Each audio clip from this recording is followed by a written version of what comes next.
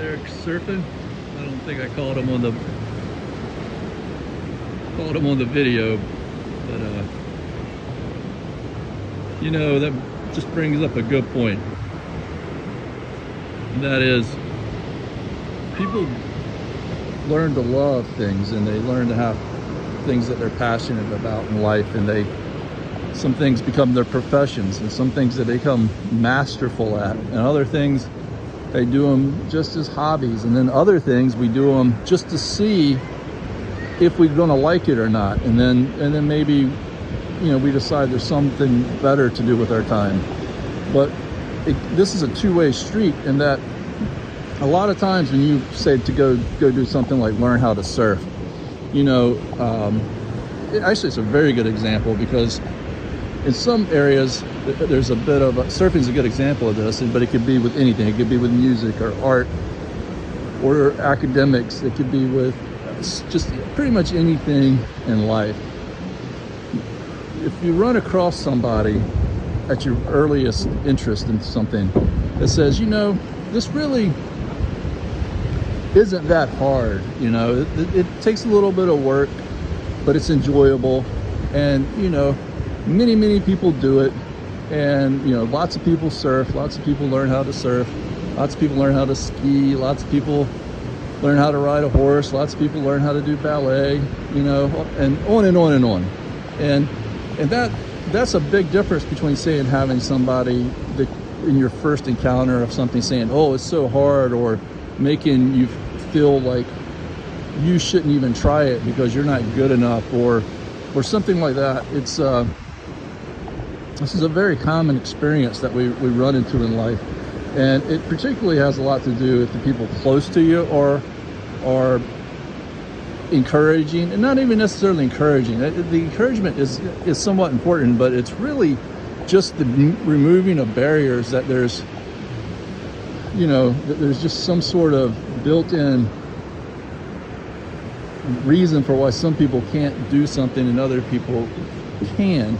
It's really only when we get to the mastery of something where that, for the most part, where the real distinction comes apart as to where people have talent and the motivation and say whatever general skill sets or gifts that all human beings possess in different areas of life, that you have to start worrying about that high level of difficulty. Let's say for something like selling a boat, like, you know, learning how to there's this guy learning, look, or is it a girl? I think it might be a girl, I can't tell, but it looks fun, and he or she's the only one out there, got all of those waves to themselves.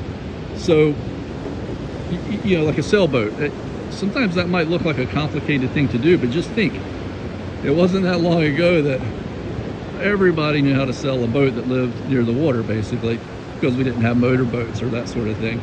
So everybody, you know, could learn how to sail. It's just, you know, obviously some people are going to become masterful at it, and that's a whole nother ballgame. And you know, it's the same thing with school, you know, with maybe some area of like mathematics or something like that. A lot of times people say, oh, I just can't learn math. Well, that's not true. You can learn math. You may not become the greatest mathematician, but generally speaking, you can learn math. And then what will happen with life is that you'll learn, once you learn the basics of math, as you get into areas of your life that require certain math for the certain thing that you do. Let's say maybe you're an accountant, or maybe you're a business person, an entrepreneur, or maybe you're somebody who designs like clothing or takes measurements, or you're a carpenter. You know, you'll learn, once you have the basics of math, then you will learn, same thing, well, if you're a scientist, a chemist, whatever, you'll learn the math that is pertinent to that field of work that you're doing. You might not be, you know, Max Planck, but you will learn the math that's needed. They used to say not so long ago that some people just didn't have the capabilities to learn how to read, meaning like a lot, like a majority of people in the world didn't have the ability to learn how to read. That was actually a common thing that was just put upon people. That's obviously not true. Like almost everybody, unless they have extreme difficult handicaps, 99% of people can learn how to read, and so this goes both ways. So you need to be able to dismiss people who just don't have a rationale for discouraging you when it comes time to do something. Just understand you have a good head on your shoulders, and if you want to learn something, you can learn it to proficiency, and then from there you can decide how much effort and work you want to put into trying to mastering it.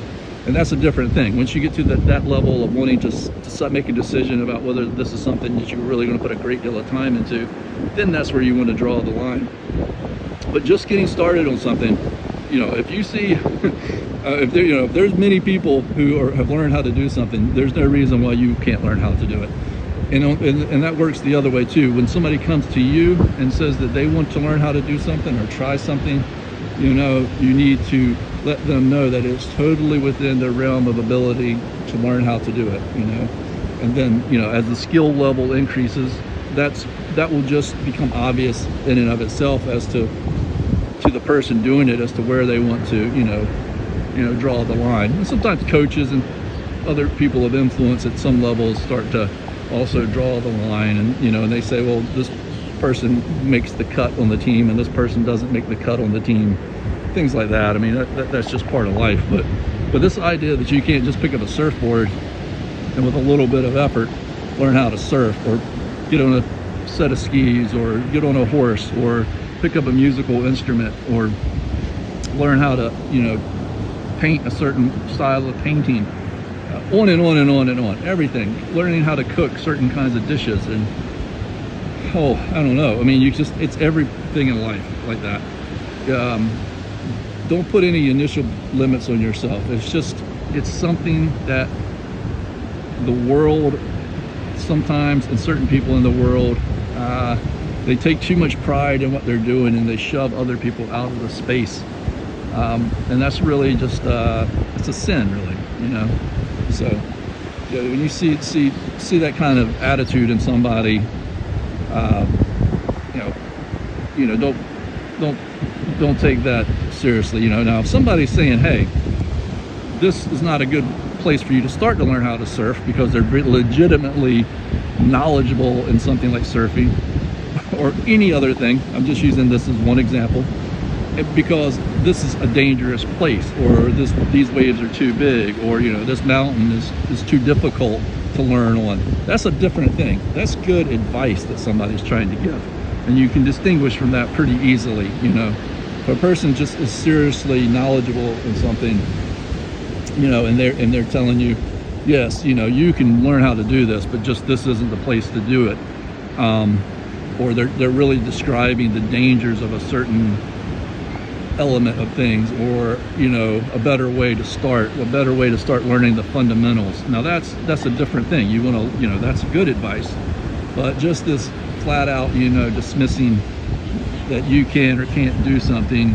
when especially when thousands of other people do it, there's something wrong with that. And you want to make sure that you're also the person who encourages other people and gives good advice to other people, and not somebody who alienates people from being able to try it. You want to be the one who helps other people, find enjoyment in life and purpose in life, and taking on challenges is one of the great enjoyments of life. And we have to be careful about that too, because especially in our school systems, we've created, unfortunately, in a lot of cases, a system that rewards a certain success level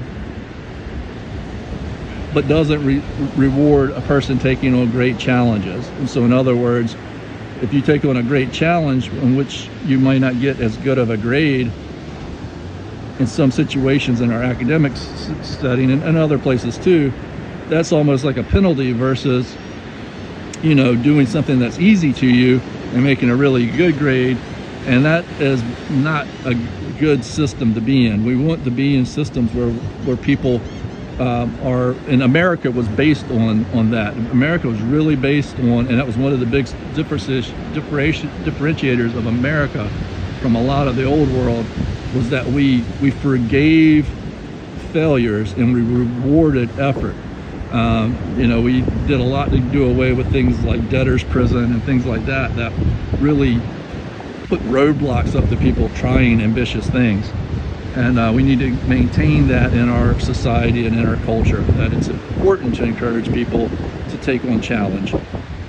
It's good for society, and that we should acknowledge that, and taking effort and pushing the boundaries. So I love you.